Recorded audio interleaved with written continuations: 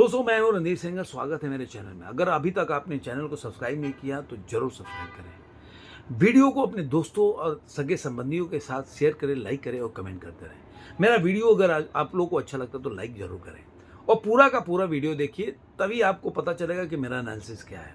और इस वीडियो में मैं इस बात का भी जवाब दूंगा जो लोग मेरे को डायरेक्टली कमेंट किए हैं या जो कमेंट आया है, तो कुछ मैं उन लोगों को भी इस वीडियो में जवाब देते चलूंगा। और ये वीडियो जो है, मैं संदेहाखाली में क्या हो रहा है उसके ऊपर बताऊंगा, उसका बैकग्राउंड क्या है, संदेहाखाली में जो हो रहा है क्यों हो रहा है, आखिर क्या पहले ऐसा हुआ कि नहीं हुआ, और जो इसके पीछे का कारण है वो आखिर है क्या चीज़। बहुत ही सिंपल तरीके में, टेक्निकल में जाएंगे नहीं, लेकिन क्योंकि टेक्निकल में क्या आता है कि मैं अगर आपको टेक्निकल चीज़ें पूरी हिस्ट्री का कब क्या हुआ ऐसे बताऊंगा तो आम जो पब्लिक जो देखती है जागरूकता के लिए वो बोर हो जाएगी, देखेगी नहीं। और मेरा मतलब ये नहीं है कि आप पूरा टेक्निकल में चले जाइए, उसका हिस्ट्री का कब किस सन में क्या हुआ वो देखने जाएं। आप कहानी समझिए, प्लॉट समझिए, कंटेंट समझिए, उसके बाद खुद ढूंढिए कि जो मैं बातें कह रहा हूँ वो कितना सही है कितना गलत है। क्योंकि बहुत सिंपल मैं आपको समझाना चाहता हूँ कि आपका काम है जागरूक रहना। जो आपके देश के साथ हो रहा है उसको ऐसे इग्नोर नहीं करना चाहिए, क्योंकि हम देश के एक नागरिक हैं और हमारा काम बनता है जो हर चीज़ जो घटनाएं हमारे समाज में इर्द गिर्द हो रहा है उसके प्रति जागरूक और सजग रहना। क्योंकि अगर बोलते हैं ना कि आंख बंद डिबा गायब, एक बिहार में कहावत है, तो अगर जैसे ही आपका आंख बंद हुआ मतलब समस्याओं के साथ ये समाज में जो हो रहा है तो आपके साथ कुछ भी हो सकता है। तो इसलिए आंख खुली रखिए, चेतना को बनाए रखिए और जो आपके इर्द गिर्द जो भी घटनाएं घट रही है उसको बारीकी से अध्ययन कीजिए, एनालिसिस कीजिए। मेरे बातों पे मत जाइए कि मैं कह रहा हूँ वो सही ही है, लेकिन मेरी बातों को भी जरूर एनालिसिस कीजिए। वे कमेंट करने से आपको कुछ नहीं मिलेगा कि आप बोले कि नहीं मैं राहुल गांधी के विरोधी हूँ, मैं बीजेपी का समर्थक हूँ। अगर मान लीजिए कि मैं बोलूँ कि जो भी घटनाएं संदेहाखाली में हो रही है इसका बैकग्राउंड हिस्ट्री में छुपा हुआ है और उसमें नेहरू गांधी फैमिली की बहुत बड़ा योगदान है, तो आप बोलेंगे ऐसा क्यों। मैं महात्मा गांधी पे भी बोल सकता हूँ कि इसमें महात्मा गांधी का भी बहुत बड़ा बोल सकते हैं कि हाथ हो, मतलब अनजाने में या जाने में जो भी आप मान के चलिए, तो इसमें महात्मा गांधी के अदूरदर्शिता या उनका जो भी इसके प्रति जो बोल सकते हैं कि उन्होंने बहुत इग्नोर तरीके से इस घटनाओं को अपने टाइम में देखा, जिसकी वजह से आज ये विकराल रूप आपके देश में लेता जा रहा है। तो चलिए देर नहीं करते हुए वीडियो को शुरू करते हैं। संदेहाखाली, आपको सब पता है कि पहले इसमें जो शाहजहां शेख था उसके ऊपर जो ईडी ने रेड मारा, राशन कार्ड घोटाला हुआ था, तो उस समय ईडी के ऊपर हमला हुआ। उसके बाद ईडी को जान बचा के भागना पड़ा वहाँ।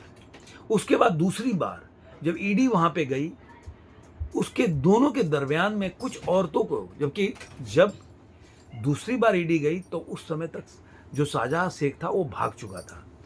तो जैसे कि उत्तर प्रदेश में आज जब मैं वीडियो देख रहा था, आप भी जाके देखिएगा, टाइम्स नाउ नवभारत पे एक वीडियो आया रामपुर के बारे में, और सारे लोग उसी कम्युनिटी से बिलोंग करते हैं जो कि आजम खान है, और लोगों ने खुल के आजम खान के बारे में बोलना शुरू किया।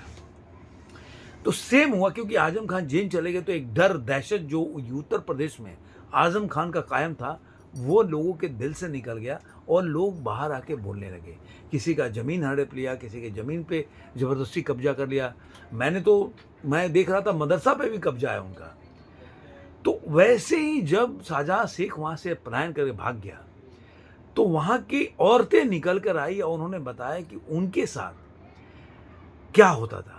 होता ये था कि औरतों को, जो 3 लोग, हाजरा है और एक और बंदा है, ये तीनों लोग मिलके औरतों के उस गांव में जाते थे संदेशखाली में और चुनाव करते थे। जिस घर में औरत सुंदर होती थी उसको अपने ऑफिस में बुला के मॉलेस्ट करते थे, और जब तक वो उसके साथ मॉलेस्ट करते रहते जब तक कि वो पूरी तरह से उनका मन न भर जाए। ये वहाँ की औरतों का कहना है। और इस बात को एनसीडब्ल्यू को जो रेखा सिंह है उन्होंने बोला कि वहाँ पे गई वो, और उन्होंने इस जितने भी चीज़ों का संज्ञान लिया।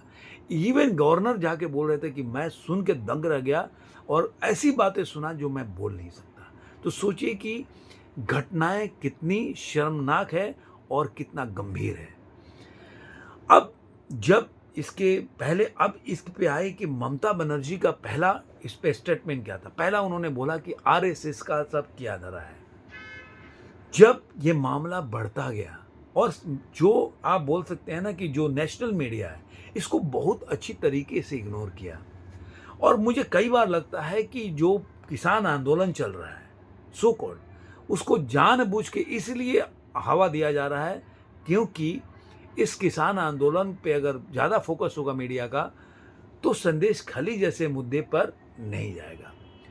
तो ममता बनर्जी ने बाद में बोला कि ये छोटी मोटी घटनाएं हैं और इसको ज़्यादा बढ़ा चढ़ा के नहीं बोलना चाहिए। अब सोचिए ऐसी घटनाओं के साथ अब इसमें तीसरा एंटर करते हैं डीवाई चंचूड़, जिसके विषय में जब मैं बोला था तो लोगों ने बोला कि आप क्या बोल रहे हैं इसके पहले वाले वीडियो में।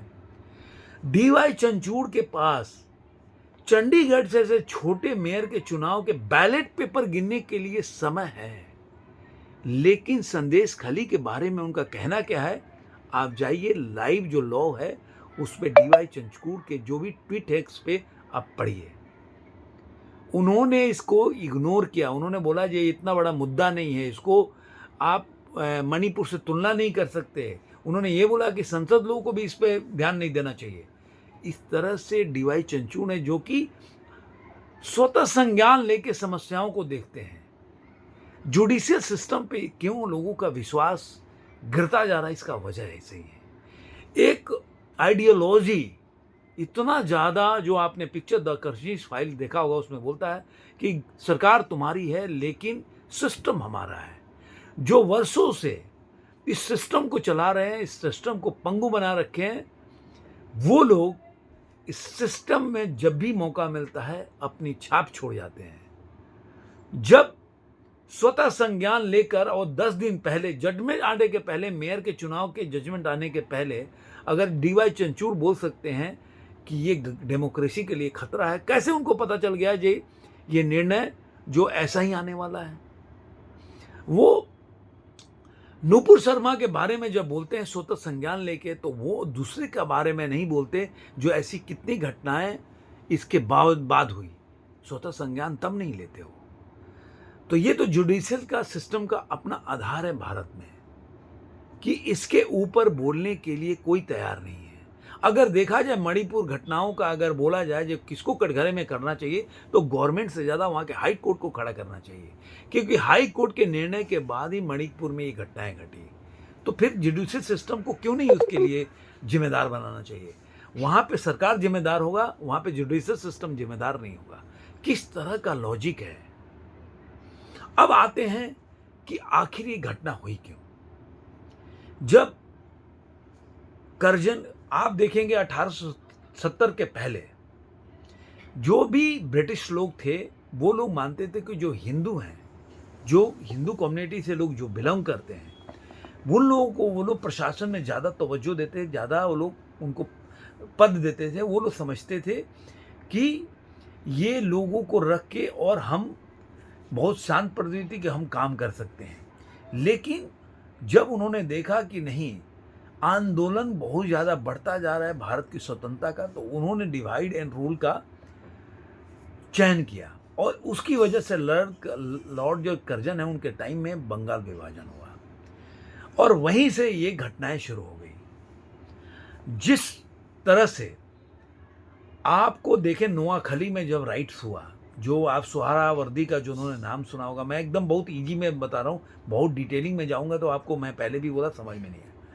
सोहरावर्दी ने डायरेक्ट एक्शन वो चलाया और जिन्ना के कहने पे, और 3 दिन तक नोआखली में राइट्स होते रहे। तब तक गांधी जी जो है संज्ञान नहीं लिए। लेकिन उसके बाद जब राइट आगे बढ़ा और बहुत ज़्यादा हिंदू लोग मारे गए, उसके बाद जब वो राइट्स के बाद जब हिंदू लोगों के साथ रिटालिएशन, वो सोहरावर्दी के साथ उन्होंने स्टेज शेयर किया और गांधी जी अनशन पर बैठ गए। ये गांधी जी का इतिहास है। गांधी जी कभी उस कैंप में नहीं गए जहाँ पे जो बंगाल से जो हिंदू शरणार्थी आए थे उनके ऊपर। ऐसे ही नेहरू जी थे, जब बंगाल से जो हिंदू लोगों वहाँ से भाग के आए थे और वो लोग विभाजन के बाद मतलब प्लेग से और भूखमरी से मर जा रहे थे, तब इस उनका पार्लियामेंट में बयान ऐसा था, क्योंकि सारा तुष्टीकरण का खेल है। इसको हिंदू मुस्लिम से मत जोड़िए, क्योंकि यहाँ बात बांग्लादेश के जो रोहिंग्या मुसलमान हैं उनके लिए हो रहा है, कहीं अपने देश के लिए नहीं हो रहा है। ये बांग्लादेश से जो आए हैं उनके लिए हो रहा है। तो मैं ये क्लियर करना चाहता हूँ, ये बात हो रही है कि जो बांग्लादेश से आए वहाँ पे प्रताड़ित हो रहा था उनके लिए हुआ।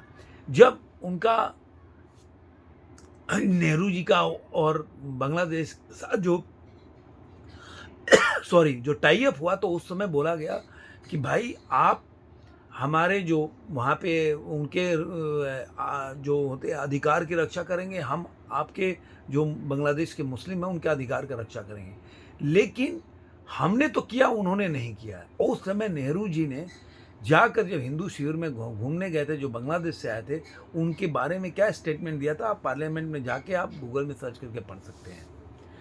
अब आते हैं जो वहाँ से हुआ, अब आते हैं कि 1997 में जब इंद्रजीत गुप्ता, जो आपको बोल सकते हैं कि जो गृह मंत्री थे, तो उन्होंने बोला कि बांग्लादेश से आने वाले जो इलीगल इमाइग्रेंट हैं उनकी संख्या, जो मुस्लिम लोग हैं, जो रोहिंग्या, ये सब 1 करोड़ के आसपास है। उसके बाद 2004-05 में जब जायसवाल जो डिप्टी होम मिनिस्टर थे, राज्य मंत्री थे होम मिनिस्टर के अंदर, उन्होंने भी दिया, उन्होंने बोला 1 करोड़ 20 लाख के करीब है।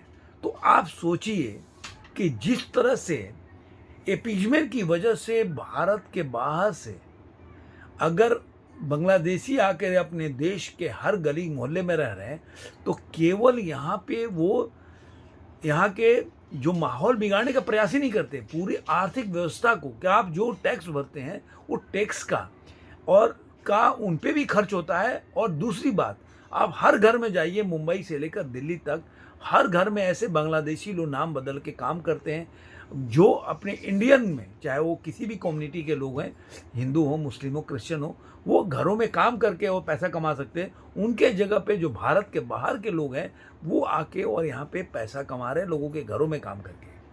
तो कितने लोगों की नौकरी, जो आज सेवा करने वाले लोगों का, सेवादार लोगों का जो काम है, कितने लोगों के नौकरी चली गई इनकी वजह से। अगर उनके जगह पर ये लोग काम करते तो कितना पैसा कमा सकता, कितने वो लोग का आर्थिक रूप से इस्टेब्लिश होते, लेकिन उन्होंने रिप्लेस करके उनका जगह लिया।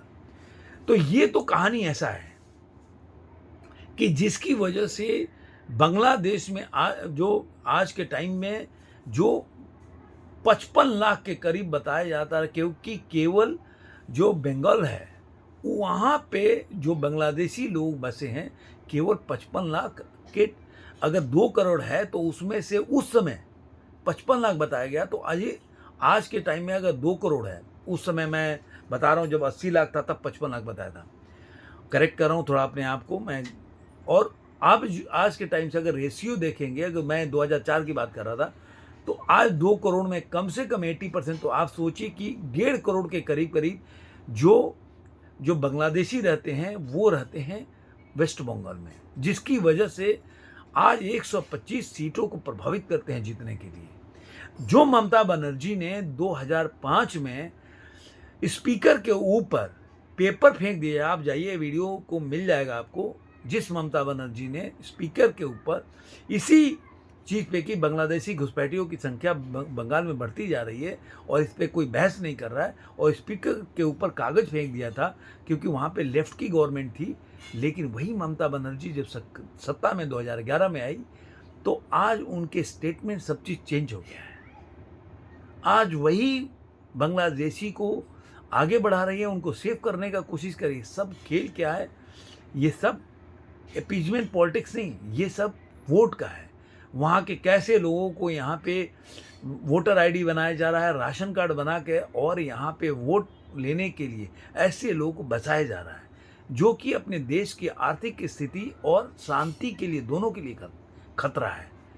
तो मेरा कहने का मतलब ये जो संदेह खली का घटना है, अब तो आ रहा है कि केवल संदेह खली में नहीं हो रहा है, उसके आसपास के गांव में भी होता था। और इस समय सरकार चुप थी, एक जवान भी कस नहीं थे, ये सब टीएमसी के लोग थे।